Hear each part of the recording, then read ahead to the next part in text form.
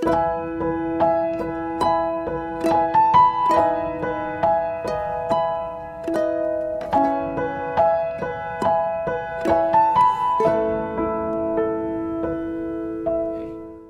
puji Tuhan.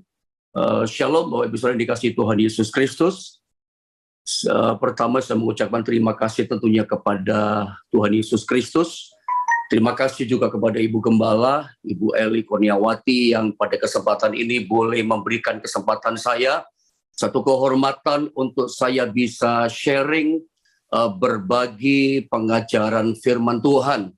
Selama ini memang saya sudah dengar ya persekutuan doa Victory. Saya sering juga dengar nama Ibu Gembala ya, Ibu Eli. Tentu satu kehormatan kalau hari ini bisa berada di tengah-tengah Zoom meeting bersama dengan Ibu Eli, bersama dengan jemaat yang ada PD Victory. Puji Tuhan. Pada kesempatan malam ini saya akan berbagi sebuah pengajaran firman Allah yang saya berikan judul Mezbah Abraham. Mari kita akan sama-sama baca dalam kitab Kejadian pasal yang ke-12 ayat 1 sampai dengan ayat yang ke-4 ya. Saya akan bacakan ayat-ayat ini untuk setiap kita. Anda bisa lihat di screen yang ada ya. Begini kata firman Allah. Berfirmanlah Tuhan kepada Abram, pergilah dari negerimu dan dari sanak saudaramu, dan dari rumah bapamu ini ke negeri yang akan kutunjukkan kepadamu. Aku akan membuat engkau menjadi bangsa yang besar dan memberkati engkau, serta membuat namamu masyhur, dan engkau akan menjadi berkat. Lalu saya sambung lagi dengan ayat berikutnya, dikatakan, aku akan memberkati orang-orang yang memberkati engkau, dan mengutuk orang-orang yang mengutuk engkau, dan olehmu semua kaum di muka bumi akan mendapat berkat. Tolong Bapak Ibu Saudara perhatikan di ayat yang keempat. Saya tertarik dengan kalimat-kalimat yang di ayat keempat dikatakan begini. Lalu pergilah Abram sebagai tanda ketaatan kepada perintah dan panggilan Tuhan, dikatakan begini. Lalu pergilah Abram seperti yang difirmankan Tuhan kepadanya. Dan perhatikan, dan Lot pun, ini keponakan Abraham, ikut bersama-sama dengan dia. Abram berumur 75 tahun ketika ia berangkat dari Haran. Perhatikan di ayat yang keempat dimulai di mana Abraham taat pada panggilan Tuhan. Dia disuruh keluar dari Haran, dari Ur Kasdim. Itulah negeri nenek moyangnya, negeri dari ayah ibunya. Dia taat pergi, dan menariknya Alkitab dicatat di ayat yang keempat ketika dia pergi tinggalkan Haran, itu bersama dengan keponakannya yang bernama Lot. Nah, sebelum saya berbagi dengan saudara tentang Lot dan Abraham, tentang Mezbah Abraham, saya mau berbagi ini dulu sama saudara. Saya ingin awali kalimat ini dulu. Mengapa banyak sekali orang Kristen atau orang yang percaya kepada Tuhan, ternyata perjalanan kerohaniannya itu tidak konsisten atau tidak langgeng kerohaniannya. Kalau Anda lihat di screen saudara di gambar itu, ada banyak orang Kristen, barangkali juga di antara kita itu perjalanan imannya kayak yoyo ya. Anda tahu orang main yoyo ya. Kadang rohaninya naik, kadang rohaninya turun, kadang naik. Padahal kalau kita baca di dalam Amsal pasal 4 ayat yang ke-18, Bapak Ibu Saudara, ini maaf kalau saya bagi, ayat ini berkata begini, ya, tetapi jalan orang benar itu dikatakan seperti cahaya fajar. Dikatakan yang kian bertambah terang sampai rembang tengah hari. Nah, Alkitab katakan harusnya perjalanan iman rohani kita itu bukan kayak yoyo. Harusnya bukan turun naik. Harusnya konsisten. Bukan cuma konsisten, tapi Alkitab katakan perjalanan iman rohani kita, Amsal 4 ayat 18 dikatakan seperti perjalanan cahaya fajar. Anda tahu ketika matahari itu terbit di ufuk timur pada waktu fajar hari, itu agak kekuning-kuningan. Tapi perhatikan, 1 jam kemudian dia tambah terang. Kemudian dia tambah lama, tambah terang, kian lama, kian terang. Alkitab katakan sampai rembang tengah hari. Tahukah Bapak Ibu Saudara, bahasa Alkitab katakan perjalanan iman kita sampai rembang tengah hari. Rembang tengah hari itu terang benderang ya. Itu cahayanya seperti jam 12 siang, Saudara ya.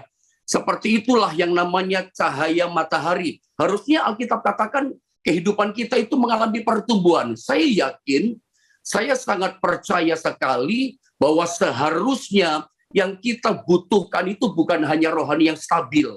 Karena stabil itu berarti stuck. Saya ingin Anda menaruh perhatian pada kalimat ini. Kalimat yang penting menurut saya, perhatikan baik-baik pada bagian ini. Menurut saya seharusnya yang kita butuhkan itu bukan hanya rohani yang stabil. Karena bagi saya begini, stabil itu berarti stagnasi. Kalau Anda mempertahankan rohanimu stabil, berarti cuma bertahan dong. Bertahan supaya tidak jatuh, bertahan supaya tidak mundur. Stabil itu berarti stagnasi. Tetapi sesungguhnya seharusnya kita butuhkan itu adalah kerohanian yang bertumbuh. Ya, jadi saya mau bicara rohani kita itu harus seperti rembang tengah hari. Rembang tengah hari itu terang benderang, gambaran kerohanian yang tetap naik dan tidak turun. Pada waktu saya masih remaja, karena orang tua saya juga gembala pendeta, saya suka mendengar teman-teman pendeta dari orang tua saya itu mengatakan tentang kita orang Kristen itu harus mengalami keserupaan dengan Kristus. Dewasa penuh dalam Tuhan, serupa seperti Kristus. Itu seperti rembang tengah hari. Kerohanian kita itu tetap naik dan tidak turun. Makanya fokus saya ingin menyorot begini. Seharusnya kita butuhkan rohani kita bukan stabil.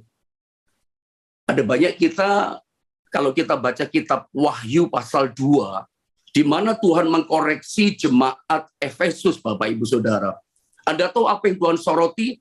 Betapa dalamnya engkau telah jatuh. Bertobatlah kamu dan lakukanlah kembali seperti yang kau lakukan. Apa dikatakan di ayat yang keempat? Kembali kepada kasih yang mula-mula. Tapi perhatikan, jemaat Efesus itu mengalami kejatuhan. Mengalami kejatuhan, ingat ya, bukan dosa moralitas. Mereka setia, mereka tekun, mereka tahan menderita. Tapi hatinya, ketika mereka melayani, mengabdi kepada Tuhan, hatinya nggak sama Tuhan lagi. Kejatuhannya di situ, di hati. Tapi Efesus yang kita sorot itu mereka mengalami kejatuhan.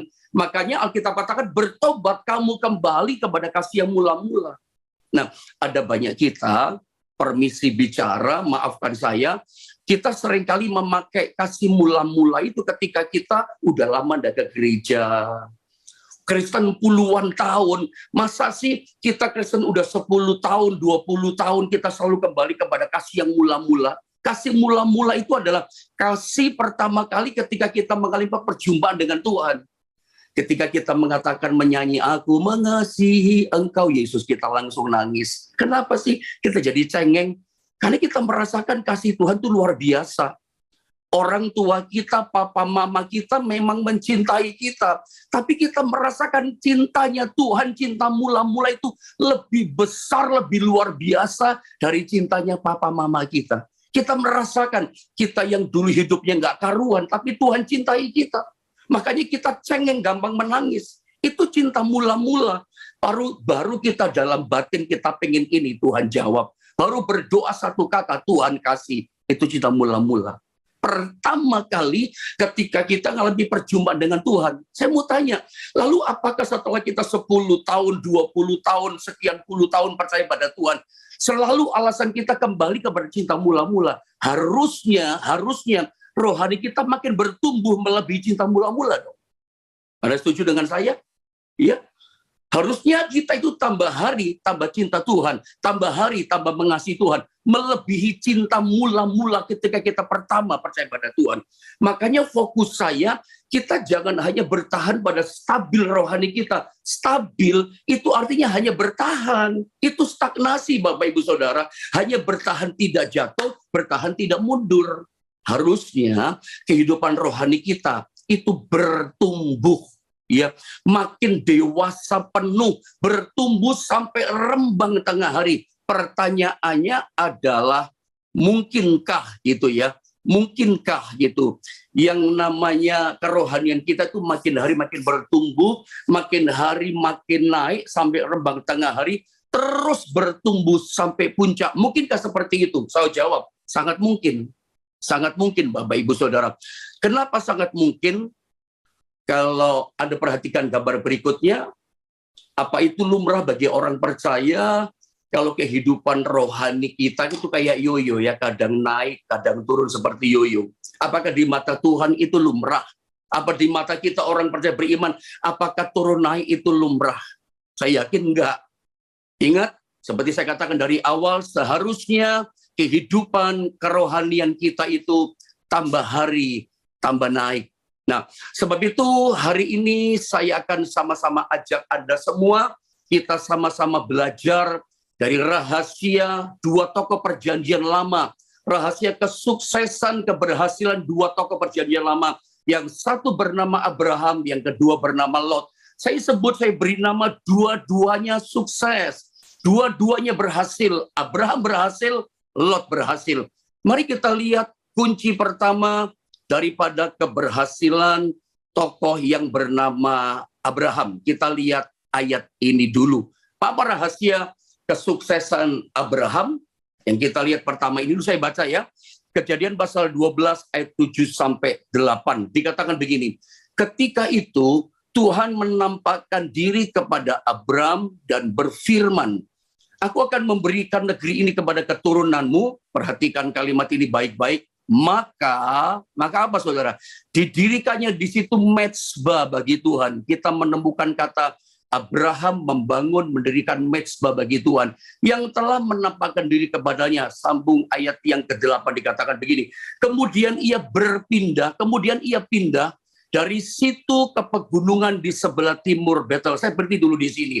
Rupanya di ayat ke-8, saya tahan gambarnya, ayatnya, Abraham itu belum menetap, Bapak Ibu Saudara. Dia masih berpindah-pindah dalam perjalanan bisnisnya, perjalanan perniagaannya. Ingat, Abraham itu konglomerat orang terkaya pertama di zamannya. Dia sibuk, dia berpindah-pindah tempat, saudara ya. Tapi yang menarik, ini juga penghiburan, permisi bicara, bagi Anda yang rumahnya masih berpindah-pindah, masih ngontrak, ini penghiburan buat kita juga. Abraham pun masih berpindah-pindah, belum menetap di satu tempat. Dia berpindah ke sebelah timur Betel. Apa yang dia kerjakan ketika berpindah-pindah, saya lanjutkan. Ia, yaitu Abraham, memasang kemahnya dengan Betel ya di sebelah barat dan Ai di sebelah timur. Perhatikan kalimat ini. Lalu di tengah-tengah dia berpindah, dikatakan apa? Ia mendirikan di situ mezbah bagi Tuhan dan memanggil nama Tuhan. Anda lihat, Abraham di tengah-tengah kesibukannya dia berpindah dari satu tempat ke tempat yang lain, berpindah dari satu tempat ke tempat yang lain. Abraham tidak pernah alpa, nggak pernah lalai, ya, nggak pernah melupakan. Selalu dia mendirikan mezbah bagi Tuhan, selalu dia membangun mezbah bagi Tuhan.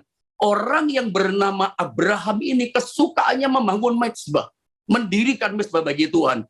Berpindah-pindah mendirikan mezbah. Dan saya buktikan sama saudara, nanti begitu dia menetap di satu tempat yang namanya Hebron, dia berubah, tetap dia mendirikan mezbah. Tadi pasal 12. Saya geser di pasal yang ke-13.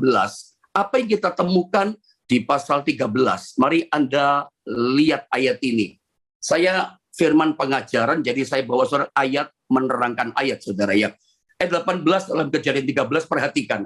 Tadi berpindah-pindah, Anda lihat sekarang. Sesudah itu Abraham memindahkan kemahnya dan perhatikan, menetap. Sekarang dia menetap. Menetapnya di mana? Di dekat pohon-pohon tarbantin di Mamre, dekat Hebron. Lalu didirikannya, perhatikan, mezbah di situ bagi Tuhan. Ketika dia menetap di Hebron, rupanya mungkin kepanjangan enggak ya kalau saya ngomong Hebron sama saudara. Tapi Tuhan gerakkan saya. Tuhan taruh juga sekarang juga di hati saya untuk saya ngomong sedikit tentang Hebron. Rupanya Hebron ini tempat yang dirindu-rindukan, dimimpikan sama Abraham. Dia rela bayar mahal tinggal di Hebron. Maksud saya begini, Dia bukan cuma menetap tinggal di Hebron, dia membangun mezbah di situ. Nanti ketika dia mati meninggal, dia beli kuburan pun di Hebron. Dia nggak mau kemana-mana. Itu tempat yang dirindukan. Sebetulnya ada apa ya dengan Hebron? Sampai Abraham itu begitu ambisi untuk tinggal di Hebron. Nanti ketika istrinya Sarah mati, dia beli satu gua namanya Mahpela dari orang Het. Dia bayar, nggak mau gratis. Di Hebron. Ya, Hebron, di Mamre, di Hebron. Dan sampai dia mati pun Abraham, Sarah, Ishak, ya, lalu Ribka, lalu Yakub, Leah, itu nenek moyang Israel itu dikuburkannya di Hebron, di gua Mahpela kalau Anda tahu. Kenapa di Hebron? Ternyata nanti kita ketemu bukan cuma Abraham yang merindukan Hebron. Nanti kita ketemu berikutnya generasi namanya Kaleb. Kaleb pun dia ambisi mengejar namanya Hebron. Dia minta sama Yosua, berikan Hebron kepadaku di Kiryat Arba. Kenapa sih Hebron? Itu rupanya ada satu harta ilahi terpendam yang orang awam tidak mengerti. Ya, tapi Kaleb mengerti, bukan sekedar karena nenek moyangnya Abraham dan seterusnya. Abraham, Ishak, Yakub tinggal di situ, di Hebron dikuburkan. Tapi dia tahu ada satu perkara ilahi yang besar. Kalau saya belum pernah membuktikan, walaupun pernah tur Holy Land, tapi saya rindu. Kalau Tuhan izinkan tur Holy Land kembali, saya ingin buktikan di Hebron. Karena saya pernah baca satu kitab Midras, satu budaya tulisan turun-temurun, cerita turun-temurun yang dituliskan oleh orang yang namanya Midras, saudara ya. Itu konon katanya, makanya buktikan kalau Anda ke Hebron nanti. Konon di kuburannya Sarah, itu ada satu tugu, ada tulisan di tugu itu. Tulisannya adalah pintu gerbang selatan Eden, ya, the south gate of Eden, ya, pintu gerbang selatan Eden. Coba Anda buktikan kalau Anda tur Holy Land, lihat di Hebron sana, di gua Mahpela, masih ada sekarang. Apakah masih ada tugu yang tulisan itu? Maksudnya apa sih? Kenapa Kaleb kejar Hebron? Kenapa yang namanya Abraham mimpi besar mengejar ambisi namanya Hebron? Sampai kuburannya di Hebron. Ternyata di atas kuburan tugu daripada Sarah, itu menurut cerita nenek moyang Israel turun-temurun, itu adalah pintu gerbang selatan Eden. Artinya apa? Dulu Taman Eden itu ada di situ. Tamannya Allah itu ada di situ, Hebron. Makanya Abraham itu rindunya di Hebron dan dia mendapatkan Hebron. Apa yang dia rindukan itu dia dapat. Saya berdoa malam ini ya, saudara mendapatkan Hebron saudara. Saudara mengalami Hebron saudara. Kuncinya di mana? Kuncinya ada pada mezbah. Mari saya tunjukkan pada gambar berikutnya. Saudara, Anda lihat ini. Rahasia keberhasilan kesuksesan seorang Abraham ternyata adalah Abraham seorang yang membangun mezbah. Dimanapun Abraham berada, dia bangun mezbah. Ini menarik. Apa sih pengertian mezbah sebelum saya lanjutkan bicara tentang Lot? Coba Anda lihat ini. Anda tidak asing ya dengan kata mezbah, dalam bahasa Ibrani disebut misbeah. Misbeah atau mezbah artinya adalah tempat persembahan korban. Karena di atas mezbah itu ada korban ya. Kita tahu ada domba, ada lembu, dan seterusnya. Bicara mezbah, selalu bicara pengorbanan. Lalu kedua, singkatnya begini, mezbah itu bicara tempat pertemuan antara Tuhan dengan umatnya. Jadi ternyata di mana setiap orang membangun mezbah itu tempat yang Tuhan sukai bertemu dengan kita, bertemu dengan umatnya. Dan saya percaya persekutuan fellowship kita saat ini, ya, PD Victory, yang kita sedang berkumpul, kita bagikan membangun mezbah. Persekutuan fellowship kita malam ini mezbah di hadapan Tuhan. Saya percaya persekutuan ini, persekutuan yang disukai oleh Tuhan. Tuhan ada di tengah-tengah kita. Makanya nggak heran, dalam persekutuan seperti ini, setiap pribadi saya berharap mengalami perjumpaan dengan Tuhan. Pengalaman perjumpaan dengan Tuhan itu sangat berharga buat kita. Tak terlupakan. Saya dorong saudara, setiap perjumpaan persekutuan sesama saudara seiman itu membangun mezbah. Kita mengalami perjumpaan dengan pribadi Tuhan. Mezbah itu tempat yang disukai oleh Tuhan untuk bertemu dengan umatnya. Karena bicara mezbah, itu selalu bicara tempat pengorbanan. Hari ini kita mengorbankan waktu kita. Pakai pulsa juga kan, ini soal internet. Ya, ini waktunya istirahat, tapi Anda membangun mezbah. Mezbah di hadapan Tuhan. Ya kita sama-sama tahu kalau diterjemahkan sederhana hari-hari, mezbah bicara kehidupan doa kita. Mezbah bicara tempat pemujaan, penyembahan kita, ucapan syukur kita kepada Tuhan. Setiap kita datang kepada Tuhan, itu mezbah sedang kita bangun. Dan ternyata rahasia keberhasilan Abraham, dia seorang yang tidak pernah alpa membangun mezbah. Sekarang saya coba tunjukkan tokoh yang kedua yang bernama Lot, saudara ya. Mari kita lihat tokoh berikutnya bernama Lot. Kita baca Kejadian 13 ayat 5 sampai 6, saya baca ya, perhatikan baik-baik. Sekarang kita bergeser kepada tokoh yang bernama Lot. Apa sih bedanya? Keberhasilannya dia nggak konsisten. Perhatikan, juga Lot yang ikut bersama-sama dengan Abraham, perhatikan, mempunyai domba, dombanya banyak, bukan ratusan tapi ribuan kayaknya, dan lembu banyak juga, dan kemah. Kemah atau rumahnya bukan satu, banyak rumah. Kayak Anda punya banyak rumah, boleh saudara ya. Tetapi perhatikan, saking banyaknya kambing, domba, lembu, bahkan kemah yang mereka punya, yang dimiliki Lot, sampai berkata begini Alkitab, negeri itu luas kan, cuman karena Abraham sama Lot, ini yang terjadi. Tetapi negeri itu tidak cukup luas, saudara perhatikan ya. Abraham itu kaya raya, Lot pun kaya raya. Karena dua orang ini sehingga kaya raya, dombanya banyak, lembunya banyak, kemahnya banyak, sampai negeri Kanaan tidak cukup luas bagi mereka untuk diam bersama-sama, sebab perhatikan harta milik mereka amat banyak, sehingga mereka tidak dapat diam bersama-sama. Saudara lihat, Abraham kaya raya, keponakannya Lot kaya raya. Si engku, si encik kaya raya, keponakannya ikut kaya. Mari saya tunjukkan berikutnya kepada Anda. Saudara lihat. Apa sih rahasia keberhasilan dari Lot? Kalau Abraham jelas, rahasia keberhasilannya adalah dia punya mezbah di hadapan Tuhan. Mezbah, dia cinta mezbah Tuhan. Tapi Lot itu menjadi kaya raya, dia berhasil, dia sukses, dia diberkati Tuhan. Lot itu istilah saya, Lot cuma mengalami luberan berkat dari berkatnya Abraham. Ya, dia cuma mengalami cipratan berkat. Kenapa cipratan berkat? Orang Jawa punya bahasa, Lot itu ngintil terus sama Abraham kan? Anda tahu pasti ngintil ya. Dia terus bersama dengan Abraham. Dia terus ngikutin Abraham. Karena dia ngintil terus, nempel terus, bersama terus dengan Abraham. Janji berkat bukan untuk Lot. Kita tahu itu. Janji berkat Tuhan buat Bapak Abraham. Jadi istilah saya sebut, saya beri nama Lot ini sukses, Lot ini diberkati, cuman kelimpahan kecipratan berkat. Tolong PR buat saudara.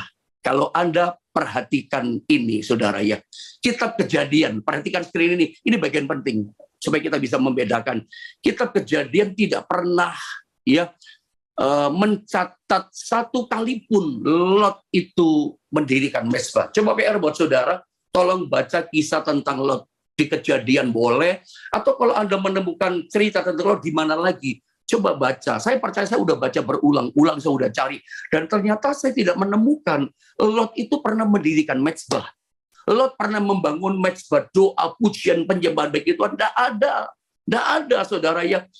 Rahasia kesuksesan, keberhasilan Lot karena nempel sama Abraham. Cuman kecipratan, cuman kelimpahan berkat saja udah kayak begitu, saudara ya.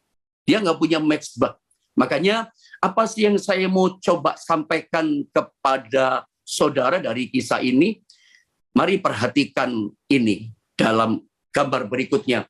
Abraham memiliki mezbah, tetapi Lot itu hanya numpang di mezbahnya Abraham. Saya ulang sekali lagi, ini bagian penting, perhatikan baik-baik. Abraham memiliki mezbah, itu rahasia keberhasilannya. Tetapi Lot itu hanya numpang di mezbahnya Abraham. Karena dia cuma ngikut sama Abraham, numpang. Makanya sebetulnya tema firman Allah ini tadinya saya mau kasih judul mezbah tumpangan. Lot nggak punya mezbah, Bapak Ibu Saudara. Mezbahnya cuma tumpangan, numpang sama Abraham. Ada ngerti kan arti kata tumpangan? Kalau misalnya Anda bepergian keluar kota, contoh dari Surabaya Anda pergi misalnya ke Malang, nggak usah jauh-jauh, Surabaya ke Malang, Anda naik mobil, tapi ternyata mobil itu mobil punya teman saudara, bukan punya saudara. Sorry, berarti mobil itu bukan punya saudara, berarti saudara cuma numpang di mobilnya teman. bukan punya saudara. Atau Anda dari Surabaya pergi ke Jakarta, Anda tinggal di rumah teman saudara. Tinggal di rumah teman, berarti rumah itu bukan punya saudara dong. Saudara cuma numpang. Saya cuma ingin kasih gambaran sama saudara bahwa Lot itu nggak punya mezbah pribadi. Dia nggak pernah mendirikan mezbah. Kesukaan Lot bukan mendirikan mezbah. Mezbahnya cuma mezbah tumpangan. Hari ini, sorry to say, saya katakan kepada Anda, hari ini pun Anda sedang menumpang di mezbahnya saya. Pewahyuan yang saya terima, saya bagi sama saudara. Maaf saya katakan, Anda cuma numpang. Makanya saya berharap dalam persekutuan seperti ini baik ada dapat pewahyuan, numpang dari yang lain boleh. Tapi saya dorong saudara, di rumah saudara pun harus terima pewahyuan daripada Tuhan. Anda punya mezbah pribadi, punya perenungan firman pribadi. Tuhan mengalirkan pewahyuan rema yang baru kepada Anda. Anda saya dorong harus punya mezbah sendiri. Nanti saya coba tunjukkan. Kalau Anda mezbahnya cuma numpang, nanti nasibnya Anda mengalami seperti yang namanya Lot. Ada lihat dalam ayat ini. Abraham sekali waktu panggil Lot. Ya, dan mereka berpisah secara baik-baik dalam Kejadian pasal 13 ayat 9 sampai dengan ayat yang ke-11. Saya coba bantu Anda untuk membacanya. Perhatikan baik-baik ayat ini, dikatakan begini. Bukankah seluruh negeri ini terbuka untuk engkau? Baiklah pisahkan dirimu daripadaku. Jika engkau ke kiri, maka aku ke kanan. Jika engkau ke kanan, maka aku ke kiri. Lalu Lot melayangkan pandangannya dan dilihatnya lah bahwa seluruh lembah Yordan banyak airnya, serta taman Tuhan seperti tanah Mesir sampai ke Zoar. Perhatikan ya, bahwa seluruh lembah Yordan banyak airnya seperti taman Tuhan, seperti tanah Mesir sampai ke Zoar. Hal itu terjadi sebelum Tuhan memusnahkan Sodom dan Gomora. Saya bagi lagi ayatnya, saya sambung, dikatakan begini. Sebab itu Lot, perhatikan, memilih baginya, lihat kalimat ini, seluruh lembah Yordan itu, lalu ia berangkat ke sebelah timur dan mereka berpisah. Perhatikan baik-baik. Akhirnya karena nggak cukup itu Kanaan, karena saking kayanya dua orang ini, Abraham berkata begini, gembalamu sama gembalaku bertengkar. Nanti lama-lama lu keponakan sama gua, encik lu nanti bertengkar gitu.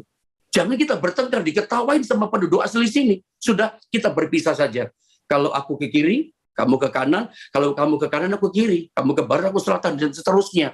Alkitab katakan, Lot memilih lembah Yordan, Sodom, Gomora. Memilih seluruhnya untuk dia. Kata seluruh, saya mau tanya sama saudara. Berarti kira-kira, karena dikatakan seperti taman Tuhan, hijau. Orang Jawa punya bahasa ijo royo-royo yang dipilih. Tanah yang subur. Seluruhnya dipilih buat Lot. Dia dikasih kesempatan jinjai. Ini enceknya jinjai. Lu pilih duluan. Gitu. Ya.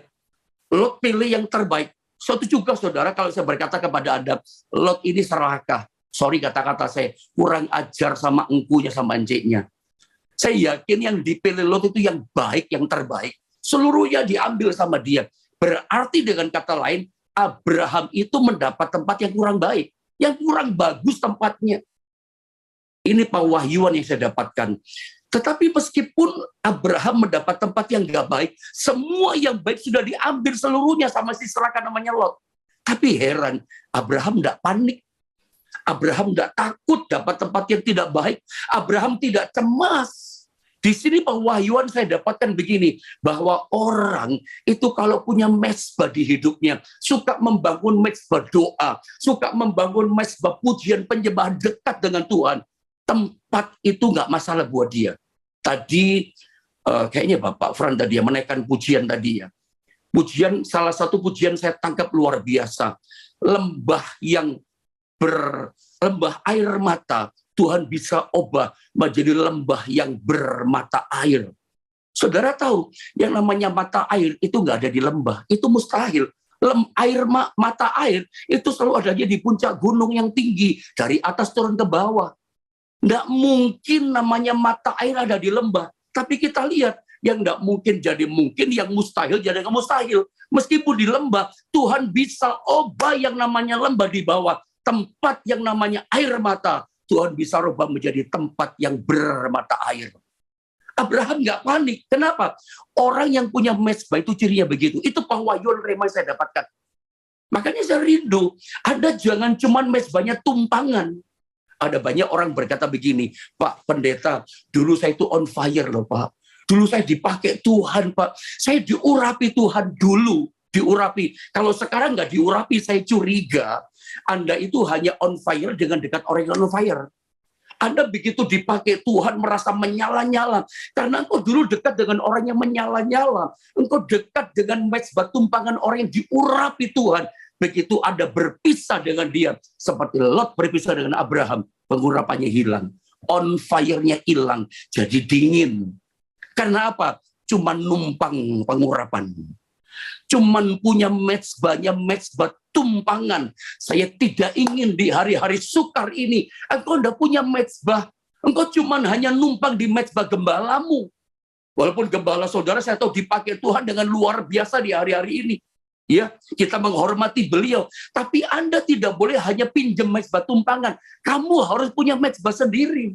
Saya coba buktikan kepada saudara, apa yang terjadi kalau Anda hanya punya mezbah tumpangan, hanya ngintil sama orang, hanya suka dekat sama doakan saya. Anda sendiri gak membangun kehidupan doa, mezbah doamu. Saya coba bagi dengan cepat. Saya tadi lupa tanya berapa menit waktu untuk saya ya. Coba Anda lihat berikutnya di kalimat ini, saudara ya. Begitu Lot berpisah dengan Abraham, apa yang terjadi? Abraham punya mezbah dan Lot tidak punya mezbah. Mari kita lihat apa yang terjadi ya dengan Lot ketika berpisah dengan Abraham. Lot itu hidupnya berantakan. Nanti kalau kita baca dalam Kejadian 14 ayat yang ke-14, kalau kita lihat di Kejadian 14 ayat yang ke-14, mari saya baca ya. Ketika Abraham mendengar bahwa anak saudaranya tertawan. Lihat. Jadi pada waktu itu Sodom diperangi sama Raja Kedorlaomer bersama dengan 4 raja, berarti 5 raja dengan Kedorlaomer, bersatu 3 bangsa, itu menyerang Sodom Gomora. Lot ditawan, harta penduduk Sodom ditawan, Abraham dengar, saya baca. Ketika Abraham mendengar bahwa anak saudaranya tertawan, Lot maksudnya, maka dikerahkannyalah orang-orangnya yang terlatih, yakni mereka yang lahir di rumahnya, perhatikan jumlahnya, 318 orang banyaknya, lalu mengejar musuhnya sampai ke Dan. Ini morat-marit hidupnya. Begitu pisah sama Abraham, orang nggak punya mezbah, itu kalah terus. Ini kocar-kacirnya berantakan hidup Lot yang pertama. Hartanya ditawan sama musuh. Istrinya dibawa, anaknya dibawa, termasuk sama dia semua. Penduduk Sodom termasuk Lot semuanya kalah. Lihat orangnya punya mezbah yang nolongin malam. Hanya dengan 318 plus Abraham berarti 319. Jumlah yang nominal kecil dibandingkan Raja Kedorlaomer dengan 4 bangsa yang lain. Berarti prajuritnya bergabung. Saya yakin lawannya Abraham bukan 200-300 orang, ribuan. Ini lagi-lagi pewahyuan buat setiap kita, bahwa buat orang yang punya mezbah, jumlah nominal musuh atau kompetitor kita itu no problem, nggak masalah buat kita.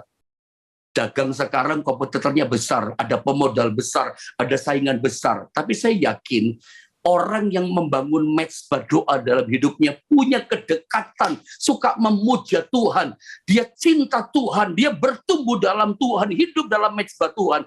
Yang namanya persaingan kompetitor, mau modal besar, nominal jumlah yang besar, itu nggak masalah buat dia. Dia tetap percaya, Abraham menang, dia pun menang. Terbukti melawan ribuan musuh. Kedorlaomer dan 4 raja yang lain. Abraham bukan kalah loh. Mengejar sampai ke Dan. Menang saudara ya. Mengejar. Bahkan harta-harta yang ditawan tadi dikembalikan semua. Kalau 500 orang yang dibawa, 500 kembali. Hartanya semua yang ditawan balik semua dipulihkan. Karena faktor Abraham. Kenapa sih Abraham menang? Punya mezbah. Hadapi musuh yang besar, tetap menang. Saya berdoa, di tengah-tengah masa sukar, masa resesi, masa inflasi, bisnis saudara, dagang saudara. Bukan saudara dikejar musuh, saudara yang kejar musuh. Bukan saudara ngejar-ngejar berkat-berkat yang kejar saudara. Nominal jumlah pemodal besar, musuh yang besar, kanan kiri saudara. Nggak masalah buat saudara. Saudara akan jadi orang yang sekali diberkati Tuhan. Terus menerus diberkati Tuhan. Saya berdoa malam ini, impartasi berkat Tuhan dilepaskan memberkati saudara. Kuncinya bagaimana? Anda harus punya mezbah. Anda lihat ya, orang kalau mezbahnya tumpangan, morat-marit. Hadapi musuh, kalah. Yang nolongin siapa? Yang punya mezbah. Mari saya tunjukkan yang kedua lebih berantakan lagi kehidupan daripada Lot. Kejadian 19 ayat 29 saya baca ya.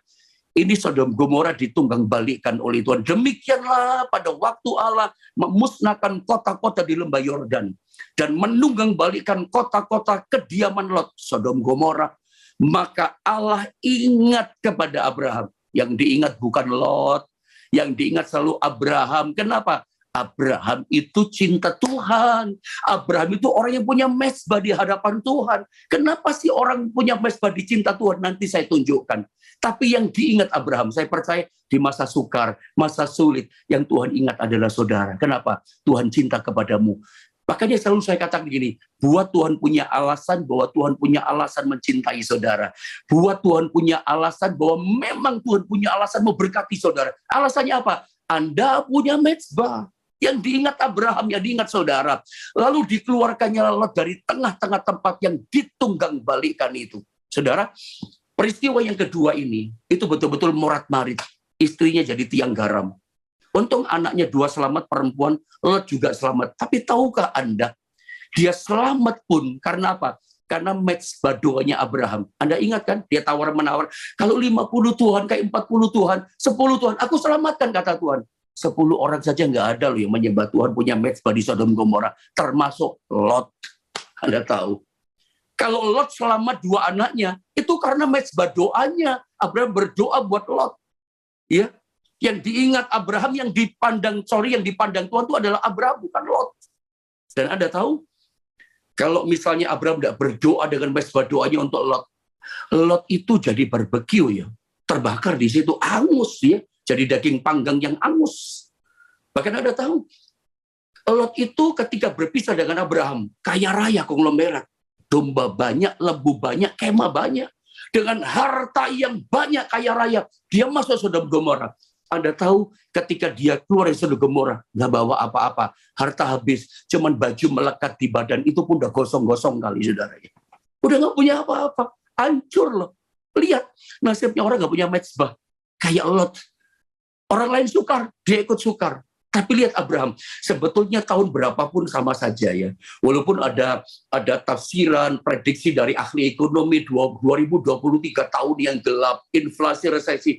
Sebetulnya Alkitab katakan Yesus Kristus tetap sama. Dari dulu, sekarang, sampai selama-lamanya. Janji Tuhan, aku menyertai kamu sampai selama-lamanya, sampai kesudahan zaman. Jadi sampai 2023, meskipun orang berkata tahun yang gelap, inflasi, resesi, asal Anda punya mezbah di hadapan Tuhan, mau inflasi nggak berubah, Tuhan tetap ingat saudara. Mau resesi, Tuhan ingat saudara. Orang punya mezbah tetap diberkati oleh Tuhan. Dan contohnya adalah Abraham.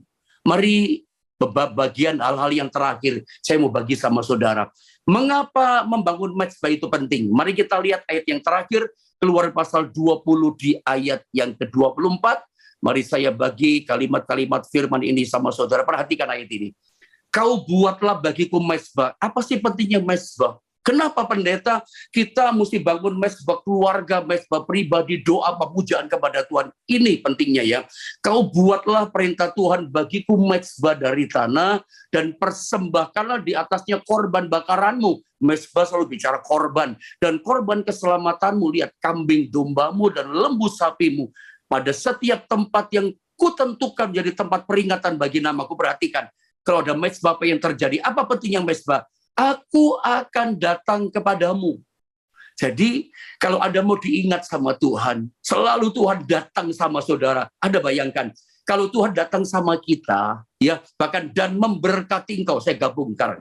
Ya, jadi kalau kita punya mezbah, apa pentingnya membangun mezbah doa, mezbah pemujaan, mezbah korban syukur kita kepada Tuhan? Aku akan datang kepadamu. Kalau Tuhan datang dalam rumah tangga kita, Tuhan datang dalam hidup kita, Tuhan datang dalam pekerjaan bisnis perniagaan saudara. Tuhan datang, Tuhan di pihak saudara, Tuhan bersama pekerjaan saudara. Roma 8:31 katakan, jika Tuhan di pihak kita atau Tuhan bersama kita, siapakah yang dapat melawan kita? Anda tahu jawabannya apa? Tidak ada yang dapat melawan kita. Tapi perhatikan kata-kata saya, jika Tuhan tidak datang kepada kita, jika Tuhan tidak bersama dengan kita, jika Tuhan tidak di pihak kita, semua orang bisa melawan kita, semua masalah bisa kalahkan kita. Tapi kalau Tuhan di pihak kita, nggak ada yang bisa lawan kita. Anda tahu apa yang membuat laut terbelah dua? Karena Tuhan di pihak Israel. Kenapa tembok Yeriko roboh? Tuhan di pihak Yosua dan Israel. Kenapa Daniel di gua singa nggak bisa telan dia? Karena Tuhan ada di pihaknya Daniel. Tuhan bersama Daniel. Saya percaya mungkin masalahmu seperti singa yang menakutkan, mengaum-ngaum. Tapi dalam nama Yesus, tidak ada masalah sebesar apapun yang bisa menelan saudara. Nggak ada masalah bisa kalahkan saudara. Kenapa? Engkau punya mezbah di hadapan Tuhan. Aku datang kepadamu. Ayo, mulai malam ini bangun mezbah. Seperti malam ini itu mezbah ya, dalam rumah tangga kita. Setiap hari bangun mezbah. Dan aku akan memberkati engkau. Jadi rahasia Abraham, mau pindah di tempat manapun, tempat no problem. Tempat no problem. Mau tempat di mana saja. Seringkali kalkulasi kita, perhitungan kita dengan mata yang kita lihat, tempat ini nggak bagus, tempat ini nggak prospek. Kita punya hitungan. Tapi bagi orang punya mezbah, tempat itu no problem. Dimanapun tempatnya Anda tinggal, dimanapun kakimu melangkah berada, berkat Tuhan ada bersama saudara. Aku datang kepadamu dan aku memberkati kamu. Jadi mau tahun berapapun, sama saja. Kasih karunia berkat Tuhan turun sama saudara. Kuncinya di mana? Mezbah. Tapi ingat catatannya, warning ingatan buat kita. Anda jangan sampai mezbahnya mezbah tumpangan. Ini peringatan keras buat kita. Seperti saya katakan barusan tadi, saya dulu dipakai Tuhan luar biasa. Karena engkau dekat dengan orang yang dipakai Tuhan. Begitu berpisah, karena cuma tumpangan pewahyuannya. Engkau jadi memble rohanimu, jadi loyo rohanimu. Hari ini pastikan dengan iman kau katakan, mulai sekarang aku mau bangun mezbah di hadapan Tuhan. Setiap Anda punya mezbah, yang Tuhan ingat adalah saudara, aku datang kepadamu. Dan luar biasa, setiap kali Tuhan di pihak kita, nggak ada yang bisa melawan kita.